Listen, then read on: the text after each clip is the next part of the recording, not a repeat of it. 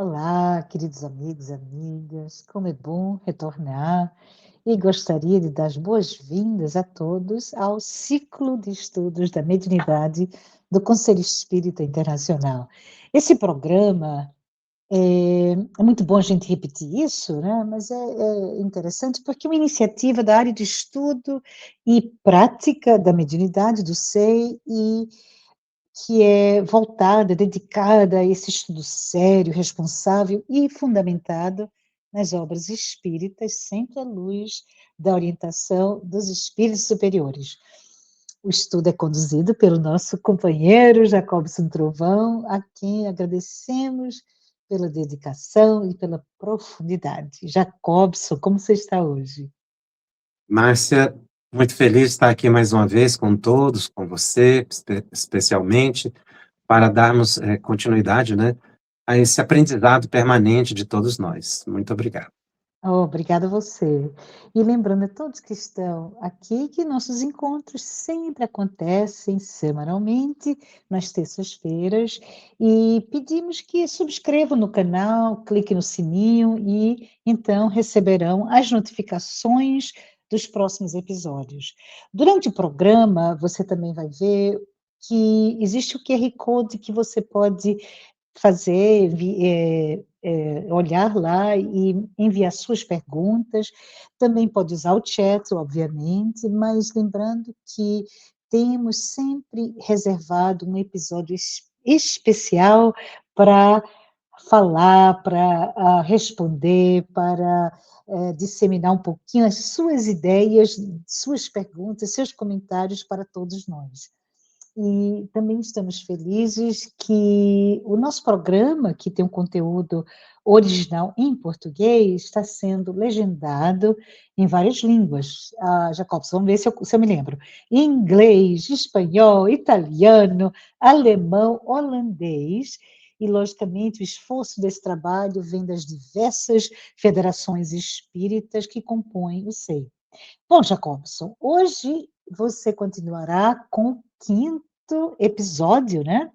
Da, O sexto. desculpa, o sexto, olha a minha cabeça, o sexto episódio abrangendo o tema, a dinâmica dos fluidos e a estrutura do perispírito. Estou super ansiosa para escutar do Jacobson hoje, pela continuação do que ele fez a semana passada. Semana passada, Jacobson apresentou o quinto, semana passada, não hoje, episódio do tema 7 do ciclo de estudos da mediunidade e explicou para nós que o perispírito é esse elo entre o espírito e o corpo físico e fascinante para todos que são estudiosos ou não dessa área.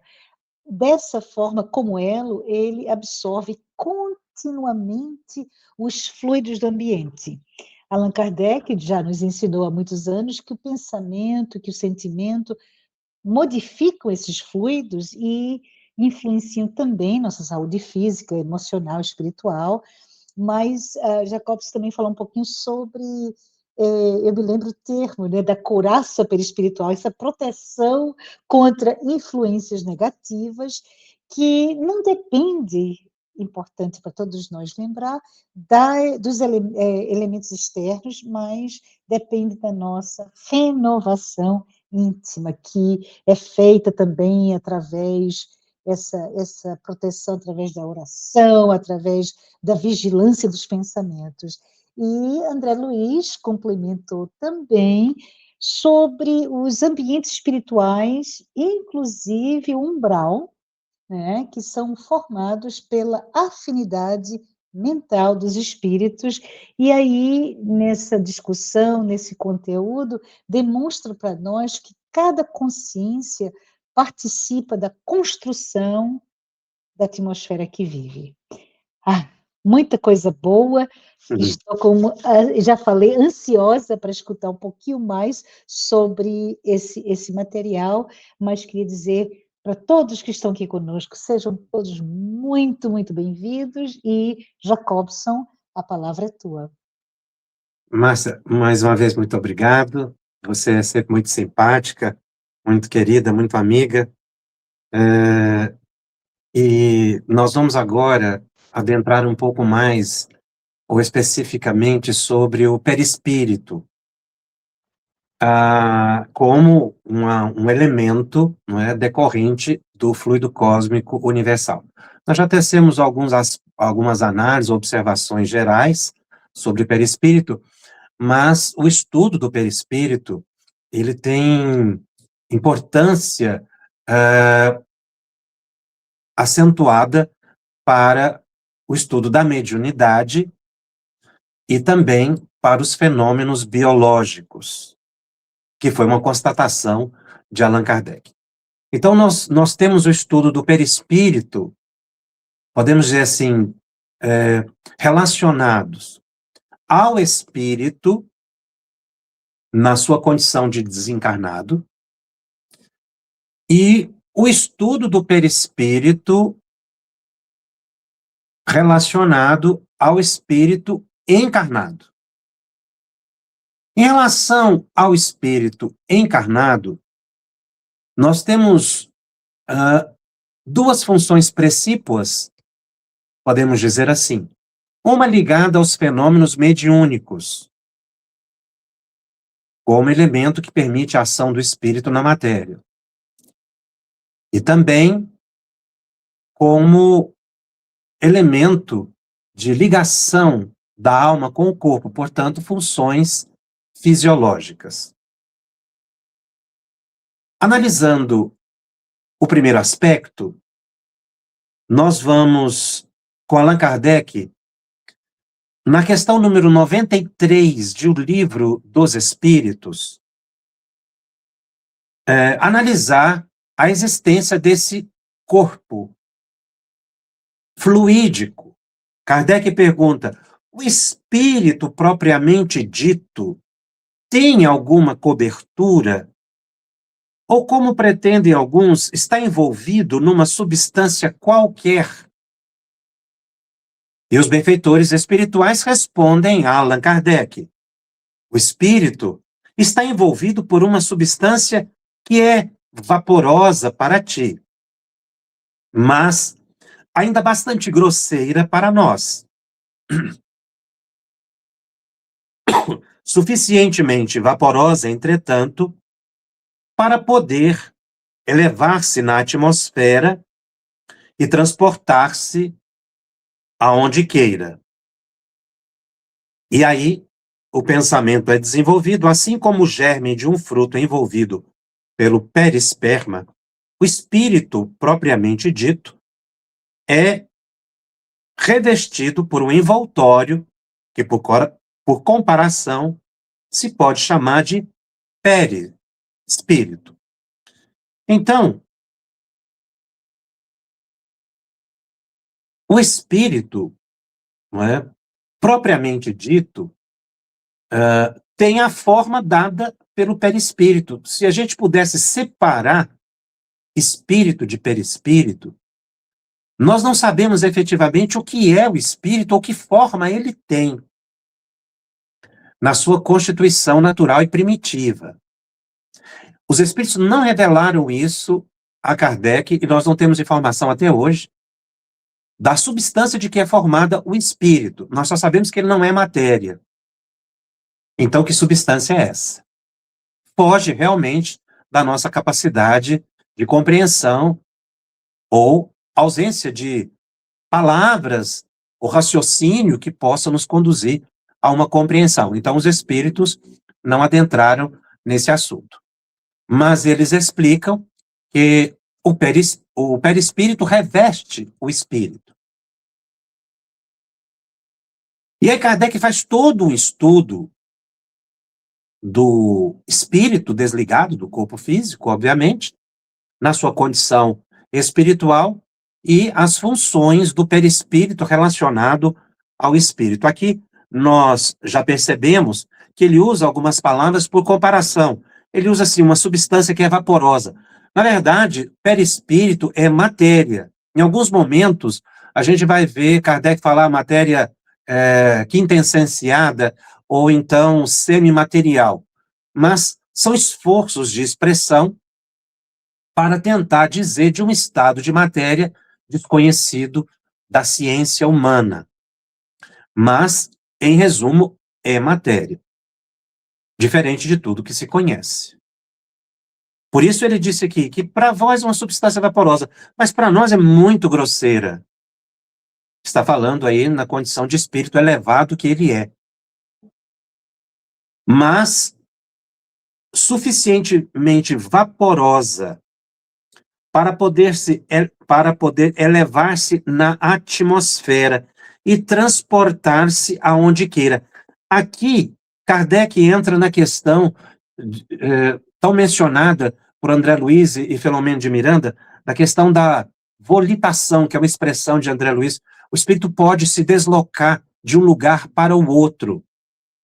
Ele não faz isso normalmente andando, como se sabe, mas se transportando pela vontade através da chamada volitação. Então ele voa. No entanto, espíritos que dominam a mente conseguem esse processo de se deslocar por volitação, voando. O próprio André Luiz explica que espíritos muito embrutecidos, o perispírito ele pode tomar uma densidade ainda maior, muito mais próximo da matéria física, e os espíritos precisam andar mesmo, eles não dão conta de volitar, porque não tem domínio mental para isso. Às vezes nem sabem que podem fazer isso. A maioria não sabe. E não tem força mental. Por quê? Porque depende de uma certa compreensão do mecanismo do próprio perispírito, da volitação, o desejo, a vontade. Espíritos inferiores estão muito ligados às preocupações materiais, à sua condição de remorso, muitas vezes de mágoa, ou ligado às questões da matéria, dos negócios, da família. Então, desencarnado nessa condição, apegado a pessoas, a lugares, a objetos, o espírito então fixa sua mente ali, e ele não dá conta, se tiver que se deslocar, de fazer isso volitando. André Luiz menciona de espíritos que caminham pela rua, que estão ainda muito ligados à materialidade. Ivone do Amaral Pereira, eu não me esqueço de um trecho da sua experiência, quando ela menciona que muitas vezes ela estava na rua e começava a chover e ela se abrigava, escondendo da chuva. E observava que do seu lado também se abrigavam muitos espíritos, com medo de se molharem com a chuva. Não tinha a menor consciência de desencarnado ou da sua estrutura perispiritual, que não sofreria com a chuva, mas dada a sua ligação à matéria. Então, o que Kardec coloca aqui, que o espírito pode elevar-se, sim, na atmosfera e transportar-se onde queira, mas ele vai precisar de uma certa condição mental para isso. E aí surge, então, todo um estudo de perispírito, uma das maiores revelações que nós temos no campo da ciência espírita. Kardec pergunta na questão 94, de onde o espírito tira esse envoltório semimaterial. Aqui ele usa a palavra semimaterial. E os espíritos explicam a ele que é do fluido universal de cada globo, mostrando que em cada planeta que o espírito vive, há um perispírito de acordo com aquele planeta. Então ele absorve dos fluidos do ambiente espiritual daquela localidade. Com o estudo das obras de André Luiz, de Filomeno de Miranda, a gente tem uma compreensão de que mesmo aqui na Terra, o perispírito nosso, ou o perispírito dos espíritos, não é que nós estamos analisando dos desencarnados, o perispírito dos desencarnados sofre uma variação. Então nós vamos ver espíritos melhores que teriam perispíritos mais sutilizados, até luminosos, e espíritos embrutecidos que o perispírito estaria muito semelhante ao corpo físico.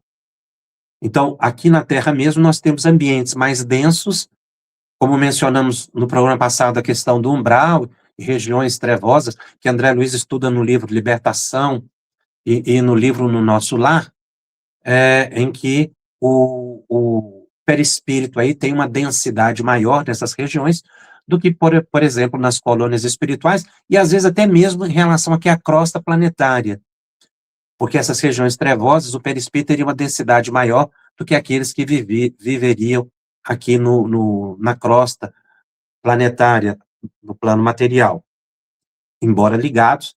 Então, há uma variedade da densidade do perispírito em relação a mundos e também em relação ao próprio planeta. O Espírito continua explicando que é por isso que ele não é o mesmo em todos os mundos, o perispírito. Passando de um mundo a outro, o espírito muda de envoltório como mudar de roupa. O André Luiz ele descreve esse fenômeno de adensamento ou de materialização do perispírito, que é um processo de absorção muito natural. O perispírito, como ele é fluídico também, então ele absorve os fluidos do ambiente muito espontaneamente, com muita facilidade. É claro que o espírito, para passar para o mundo superior, ele só vai conseguir se ele tiver compatível a sua mente, a sua moral com aquele local. Senão ele não consegue deslocar. Espíritos superiores conseguem sim se deslocarem para planetas inferiores. Nesse caso, o perispírito vai tomando a densidade do planeta. E quando o espírito superior voltasse, em tese, para a sua localidade em planos superiores, o perispírito, então, deixaria no fluido cósmico, né, ou seja, o dispersaria no fluido cósmico aquela parte mais densa.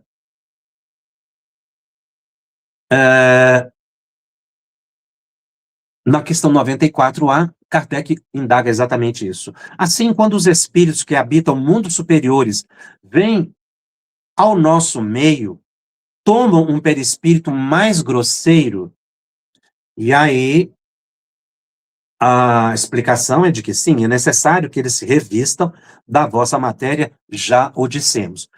Ele dá um exemplo simples de como trocar de roupa. Mas a gente vai entender que não é que o espírito tira um perispírito e veste outro perispírito. O fenômeno não é esse. Na verdade, o fenômeno é de assimilação dos fluidos do ambiente. Assim como nós, encarnados, já mencionamos isso, assimilamos os fluidos de um lugar que a gente vá, mais elevado ou menos elevado. Os espíritos superiores, quando vêm aqui, vão assimilar. À época, o que era possível, não é? Em termos de comparação, os espíritos trabalham muito por comparação, porque não tem muitas palavras, ou à época não era possível algumas explicações. Ele coloca na questão anterior como mudar de roupa. Então dá a impressão de que o espírito sai de um perispírito e entra em outro perispírito. O processo, segundo André Luiz e outros benfeitores espirituais, não é esse. Na verdade, é o perispírito que assimila os fluidos daquela localidade. E aí a questão 95, que é muito importante para nós estudantes da mediunidade e das relações com o plano espiritual. O envoltório semimaterial do espírito tem formas determinadas e pode ser perceptível? E aí os espíritos respondem que sim. Tem a forma que o espírito queira. É assim que ele vos aparece. Algumas vezes quer em sonho, quer em estado de vigília. E que pode tomar forma visível e mesmo palpável quando ele se materializa. Então, o Espírito está dizendo aqui, os benfeitores espirituais a Kardec, que o perispírito tem a forma que o espírito desejar. Então, se é um espírito que tem domínio mental, ele pode não ser evoluído. Isso é muito interessante. É uma questão de controle mental. Ele pode alterar o perispírito conforme o seu desejo ou a sua lembrança. Então, se um espírito desejar lembrar da última encarnação, o perispírito vai mudar instantaneamente e ele vai ter o rosto, o corpo da última encarnação. É por isso que ele diz assim, quando a gente está em sonho, quando você vê um espírito e reconhece um parente desencarnado, por exemplo, esse parente nosso da última encarnação está com o perispírito moldado segundo a sua fixação mental na última encarnação. Porque se esse mesmo parente nosso lembrar de uma encarnação ainda anterior, ele vai tomar aquela outra forma e ele não vai ser reconhecido por nós. Então, em sonho a gente vê o perispírito, não é? Quando a gente fala o espírito revestido de perispírito. E também o vidente, ou clarividente, quando vê um espírito, ou quando ele se materializa, podendo inclusive tornar-se palpável. E nos fenômenos de materialização, o espírito fica palpável. Como as experiências obtidas por William Crookes com o espírito Kate King.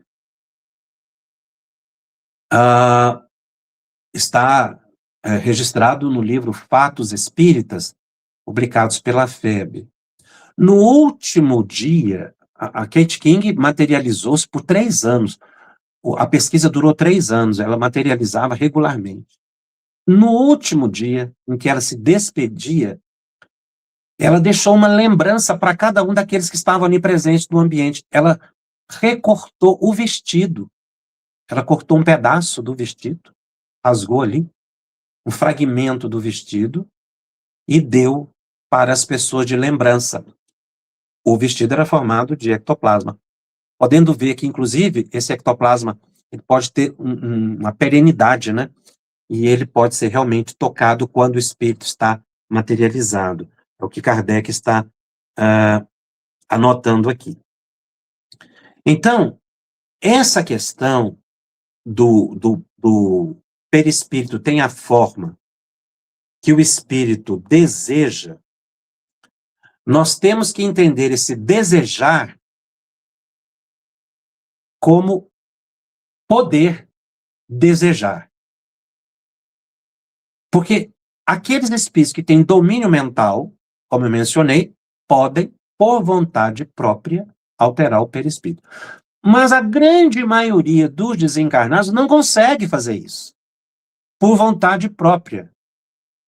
Então, ele vai ter a forma que a sua mente possibilite.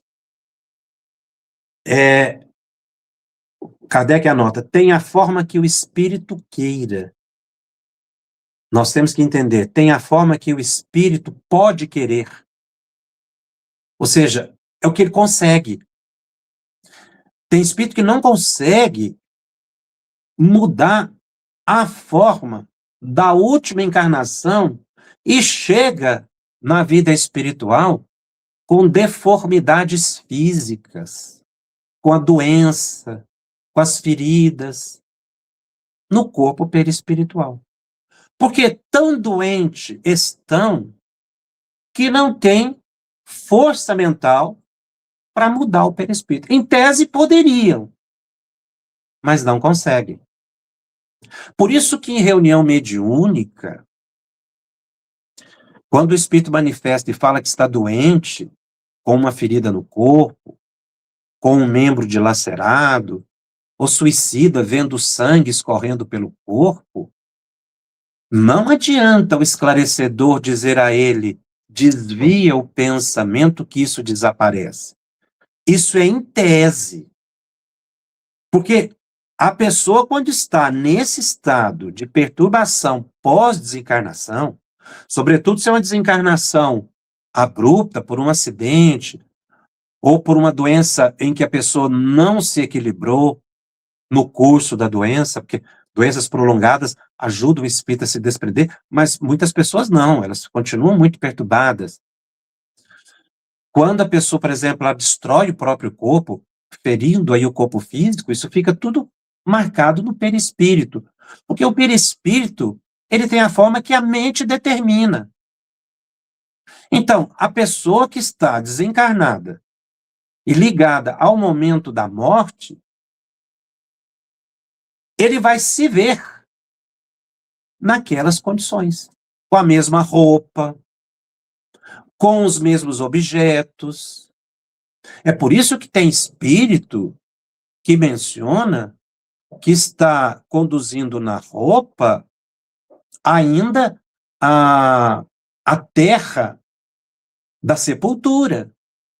Por quê? Porque ele está ligado mentalmente ao momento do sepultamento.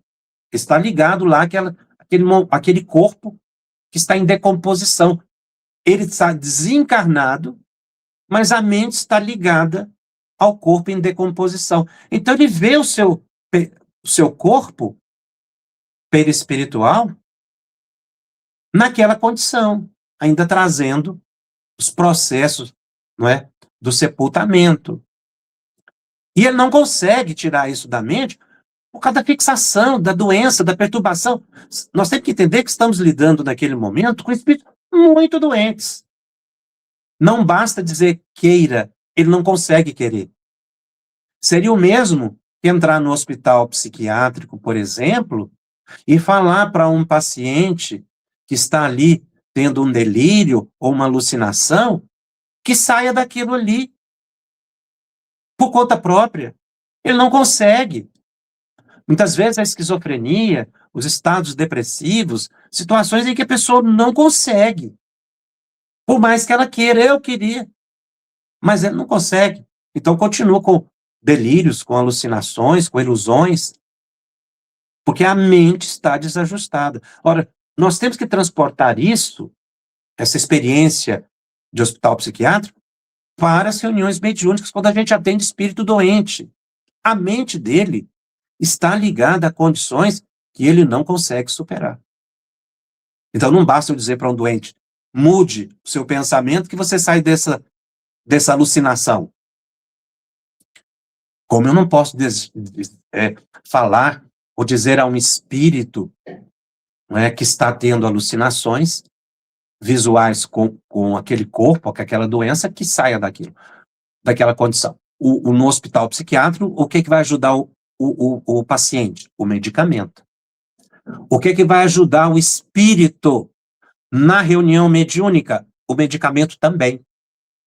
É por isso que a gente, no momento em que está esclarecendo o espírito, a gente promove uma indução, uma hipnose, em que a gente conduz o espírito a pensar no medicamento, ou ver o medicamento, e os espíritos superiores darão a ele o medicamento, porque é o que ele consegue ver naquele momento, e ele começa a sentir um alívio, um bem-estar, e aí depois ele pode sair daquele quadro. Alguns espíritos reencarnam sem a mínima condição de reequilíbrio. A reencarnação é que vai equilibrar a pessoa novamente. Porque aí, com um novo perispírito, digamos assim, né, pela reencarnação, com novas formações educacionais, com nova moralidade, ele vai, então, curando o perispírito ou modificando o perispírito, e na encarnação seguinte, ele já vai ter um perispírito mais equilibrado. Então, não é muito simples, como a gente imagina, falar para um espírito. Ele é um ser humano que está num estado doentio grave. E é assim que a gente deve tratá-lo.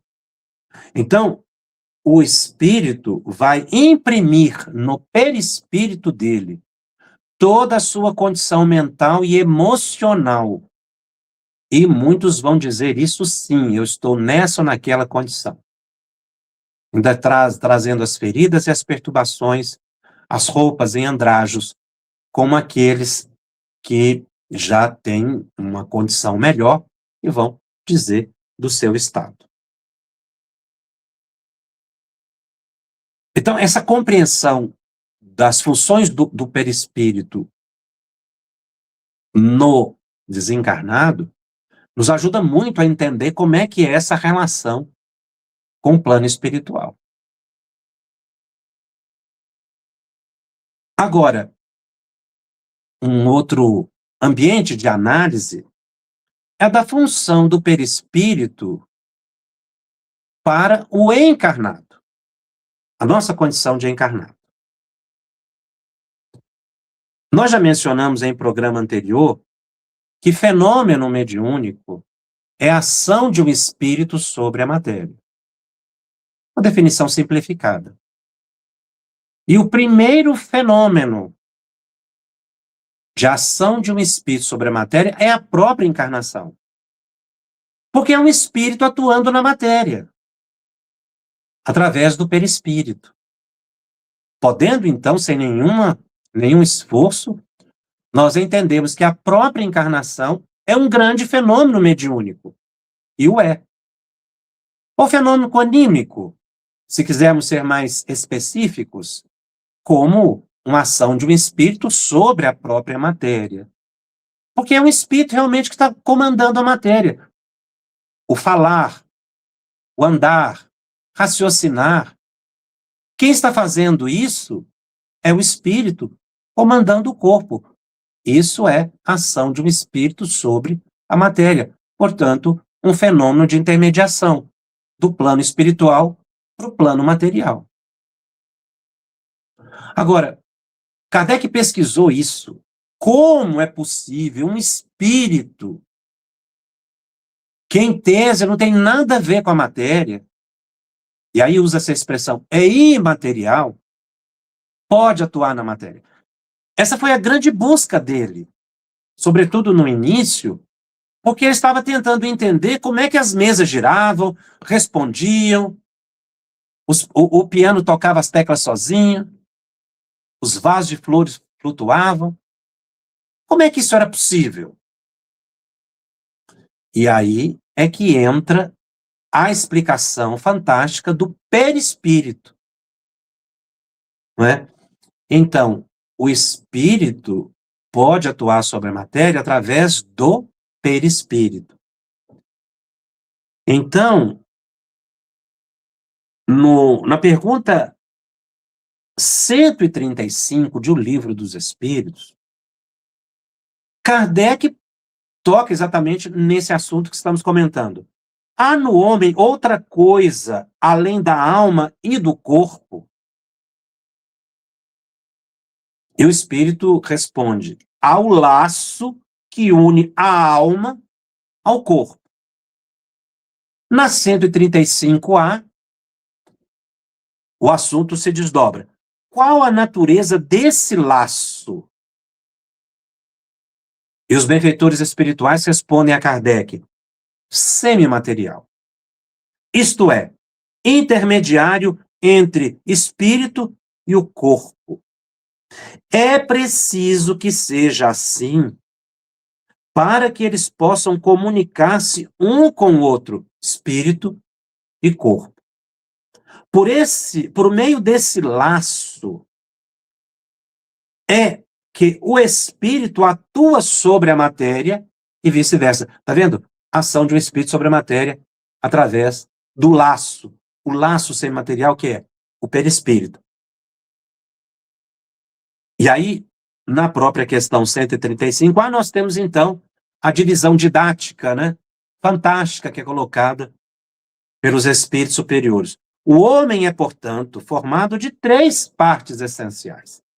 O corpo, ou ser material, análogo ao dos animais e animado pelo mesmo princípio vital. Segundo, a alma, espírito encarnado, que tem no corpo sua habitação. Terceiro, o princípio intermediário, ou perispírito, substância semimaterial, que serve de primeiro envoltório ao espírito e une a alma ao corpo. Tais são o fruto, a semente, a polpa e a casca. Então, o laço, né? A palavra laço aí, ela foi o possível, a simplificação, a ligação. Mas, na verdade, não é um laço só, é um corpo. E, como disse a substância dita semimaterial quando se compara com a matéria, mas é matéria num estado diverso do que nós conhecemos. E Kardec faz alguns comentários muito interessantes sobre o perispírito. Ele coloca o perispírito como esse corpo, mas que, na verdade, constitui-se num órgão, num organismo. É o agente das sensações exteriores. No corpo, essas sensações estão localizadas nos órgãos que servem de canais. Destruído o corpo, as sensações se tornam gerais. Isso é muito interessante. O perispírito, então, ele reage de forma integral e não localizada, segundo se depreende. Então, aqui, vamos imaginar, a pessoa teria uma dor no estômago. No perispírito, essa dor se irradiaria por todo ele.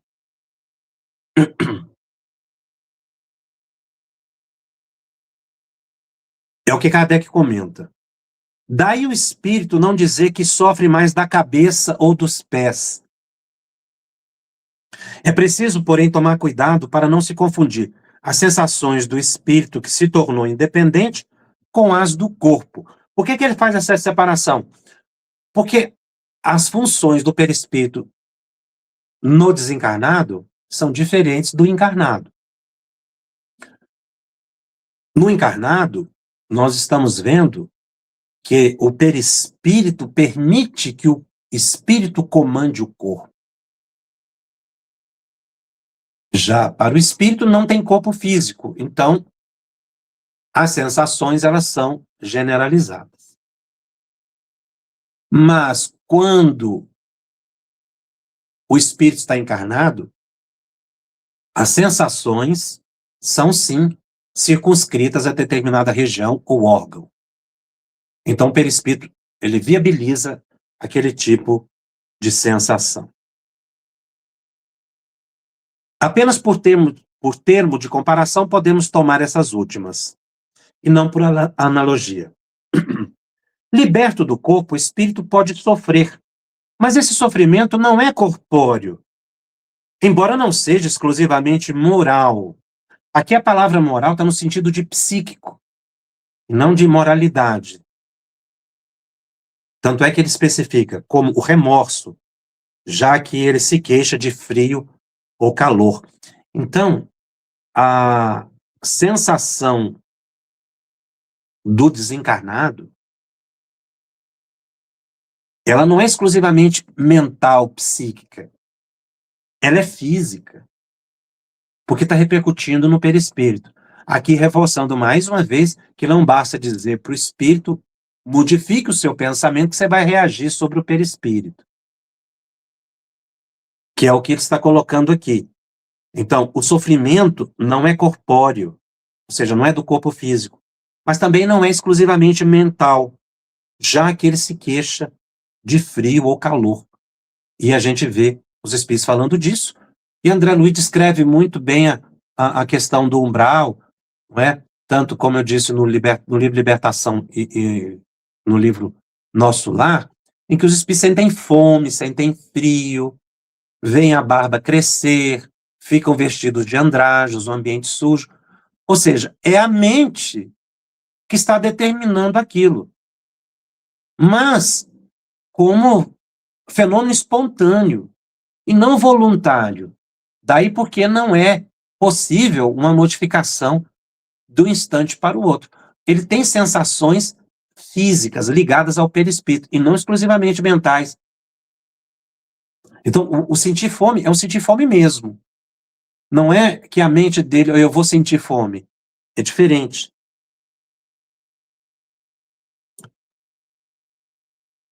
E aí, o Kardec tenta explicar essa questão dizendo assim, também não sofre mais no inverno do que no verão. Ou seja, já não está sujeito às mudanças de estações aqui no plano físico. Porque o espírito pode atravessar chamas e não se queima. Então, o plano físico não causa nenhuma impressão ao espírito, plano material. Mas ele sente. Por que ele sente? Porque a mente está determinando isso de forma, como disse, espontânea. Logo, a dor que sentem não é uma dor física propriamente dita. É um vago sentimento íntimo que o próprio espírito nem sempre compreende bem. Precisamente porque a dor não está no corpo físico, mas na psique. Mas, como disse, reforçando, não basta ele querer mudar essa psique. Então, são informações muito importantes quando a gente lida com espíritos que manifestam na reunião mediúnica. Agora, sobre essa função, não é, de ligação do espírito com o corpo físico, nós vamos ver no Livro dos Médiuns, no item 51, o assunto sendo comentado, e Allan Kardec registra importantes informações. O que uns chamam perispírito, outros chamam envoltório material fluídico. Então, aqui há um sinônimo, né, de perispírito com envoltório material fluídico. Para me fazer compreendido de maneira mais lógica, eu diria que esse fluido é a perfectibilidade dos sentidos, a extensão da vista e das ideias, ou seja, o perispírito ele permite uma percepção mais ampla do que o corpo físico. Falo aqui dos espíritos elevados, pois os espíritos inferiores ainda se acham completamente impregnados dos fluidos terrestres. Por isso é que ele sente ainda ali a decomposição do corpo, as vestimentas do momento da desencarnação em que foi sepultado, e muitos não conseguem sair desse ciclo vicioso. Logo, são matéria. Daí o sofrimento da fome, do frio. Sofrimento que os espíritos superiores não podem experimentar, visto que os fluidos terrenos estão depurados em torno do pensamento, ou seja, da alma. Então, o perispírito é o elemento que permite essa ação do espírito sobre o corpo, mas também é o elemento que permite que o espírito se comunique com uma pessoa encarnada. Porque há um encontro de perispíritos do desencarnado ou do comunicante espiritual com o médium, por exemplo. Embora isso aconteça fora da reunião mediúnica também. O espírito se aproxima, há um encontro de perispíritos, e aí começa o fluxo e o refluxo de pensamentos. Porque é ele que permite a comunicação no momento do fenômeno da transmissão de uma mensagem mediúnica. Então, nós estamos vendo que o perispírito tem várias funções, todas elas de intermediação, basicamente, do plano espiritual para o plano físico. Então, essa seria a função na mediunidade. Agora, Kardec continua ainda no Livro dos Médiuns, nesse mesmo item mencionado, falando do ponto de vista científico. Então, ele começa a analisar o perispírito por outro ângulo. Ele diz que falta agora uma discussão sobre a natureza dos fluidos, coisa, por ora, inexplicável. Não havia possibilidade de explicar perispírito ou a natureza dos próprios fluidos. A ciência ainda não sabe bastante, porém lá chegará, se quiser marchar com o espiritismo. O perispírito pode variar e mudar ao infinito. A alma é o pensamento, não muda de natureza. Então, inclusive, eles mencionam que nós estamos pesquisando o perispírito, e lá eles já estão pesquisando a natureza da alma. Então, nós estamos vendo que esse envoltório da alma, ou segundo envoltório, né? Porque nós temos os dois envoltórios quando encarnado, o perispírito e o corpo físico. Ele existe durante a vida corpórea e é o intermediário de todas as sensações que o espírito percebe e pelo qual transmite sua vontade ao exterior e atua sobre o corpo físico. Isso está no item 54 do Livro dos Médiuns. Então,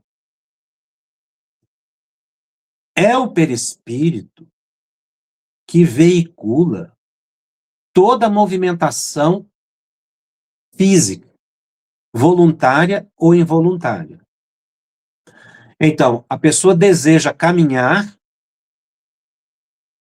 há um caminho para esse comando, que é através do perispírito. Porque ele é o condutor. Então, a mente do indivíduo encarnado atua sobre o perispírito. E o perispírito transmite essa função para o corpo físico. Repito, para as funções voluntárias ou involuntárias. Então, o coração de uma pessoa está batendo a partir de que comando? Da mente. É a mente que está desejando ou determinando o funcionamento do corpo físico, fisiológico, as batidas cardíacas, o metabolismo, a respiração. Então, isso se dá porque a mente está ligada ao corpo físico pelo perispírito. Então, todo o comando está vindo da alma. Tanto é que quando a pessoa desencarna e esse comando desaparece, o corpo físico morre. Também há perda de parte de um fluido aí, que é o fluido vital. Então, esse fluido, segundo coloca Kardec aqui, ele tem uma função orgânica muito importante e deve ser levado em conta nos fenômenos fisiológicos e patológicos. Ele menciona aqui, quando a ciência perceber a existência do perispírito e que ali está a origem da transmissão do comando para o corpo físico, a ação medicamentosa ou terapêutica vai passar para o nível perispiritual e não propriamente orgânico. As doenças, elas têm uma base perispiritual.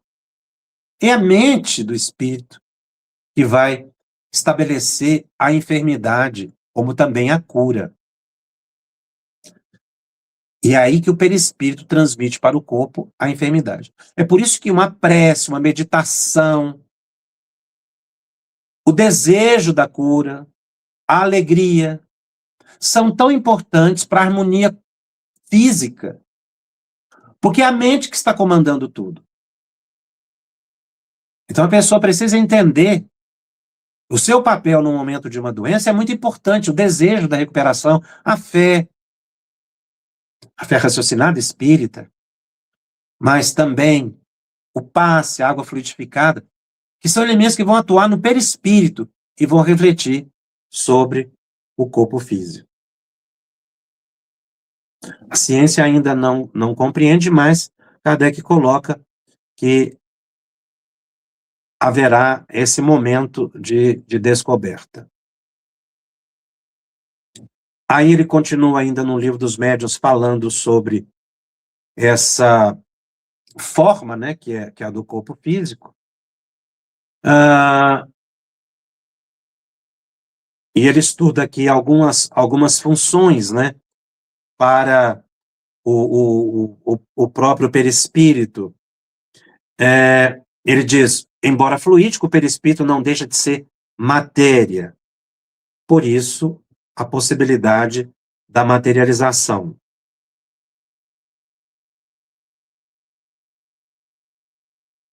No item 58 de O Livro dos Médiuns, Kardec considera a natureza íntima do espírito propriamente dito, isto é, do ser pensante, nos é inteiramente desconhecida.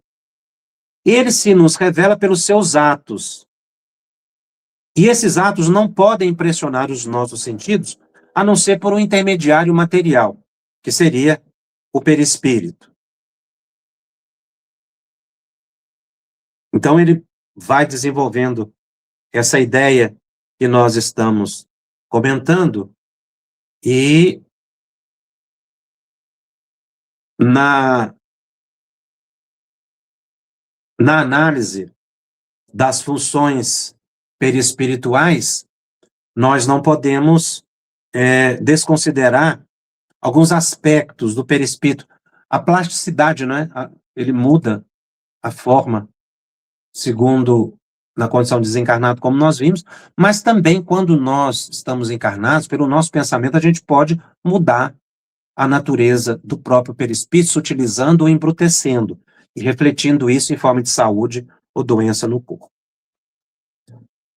André Luiz, no livro Entre a Terra e o Céu, no capítulo 13, ele narra algo muito interessante. Eles estão atendendo a uma família, auxiliando uma família.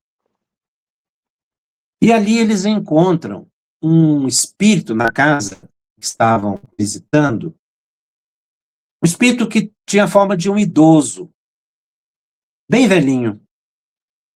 Ele estava ali acocorado num canto da sala. E era necessário o socorro a esse espírito, inclusive para beneficiá-lo e a família. E aí acontece um fenômeno muito interessante. O benfeitor espiritual que estava ali com André Luiz coloca a mão sobre a cabeça desse espírito e começa um trabalho de hipnose. Ele diz assim: Leonardo, o comando, né? Recorda ao imperativo. Volta ao Paraguai, onde adquiriste o remorso que hoje te retalha o coração. Ele tinha feito alguma coisa lá naquela região. E aí, a partir desse comando mental, e falando da culpa, do remorso, começou a acontecer uma mudança no rosto. Desapareceu aquela face idosa. Ele ficou mais jovem. Ele se transfigurou na frente ali do André Luiz e do Hilário, que estavam acompanhando aquele processo. Ao lembrar da encarnação passada, o corpo mudou. E aí é feito todo um estudo sobre o perispírito.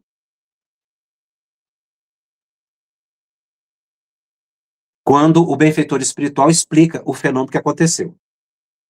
O corpo da alma modifica-se profundamente segundo o tipo de emoção que lhe flui no âmago.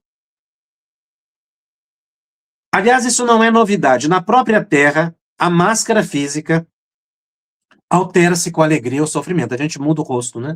O que quer dizer. Então, em nosso plano, o plano espiritual, semelhantes transformações são mais rápidas e exteriorizam aspectos íntimos do ser com mais facilidade e segurança. Então, você vê, um espírito pode induzir o outro a mudar a forma. No caso aqui, foi para beneficiá-lo.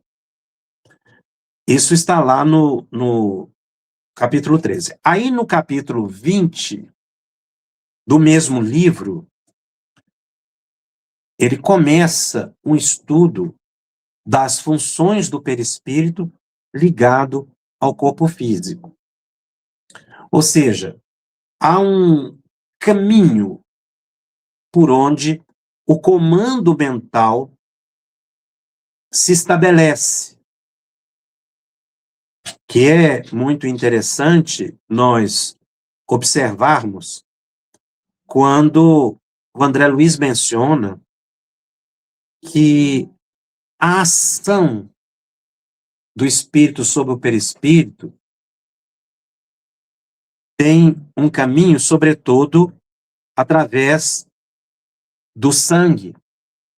Eu achei isso muito interessante, porque ele coloca que o sangue é que distribui as energias perispirituais. Então, ele diz que o perispírito é o campo organizador. Então, o sangue é o único tecido que visita praticamente todas as células. Então, o sangue seria uma espécie de ponte. O espírito pensa, isso transmite para o perispírito, nós temos que pensar num corpo de energia. Imediatamente, esse corpo se comunica com cada célula do organismo, porque o perispírito está ligado ao corpo molécula a molécula. Mas essa ação sobre as moléculas, ou as células orgânicas, se dá através do sangue. Então, o perispírito, a energia do perispírito, atinge o sangue e distribui essa energia para todas as células do corpo físico. O espírito pensa, o perispírito modifica o perispírito transmite a influência ao sangue, o sangue leva essa influência a todo o organismo. É natural, porque o sangue vai dar sustentação de energia, não é? Ou conduzir os elementos energéticos ali, a partir dos glóbulos vermelhos, para todos os ambientes do organismo físico. Então, achei muito interessante quando ele faz essa análise, não é?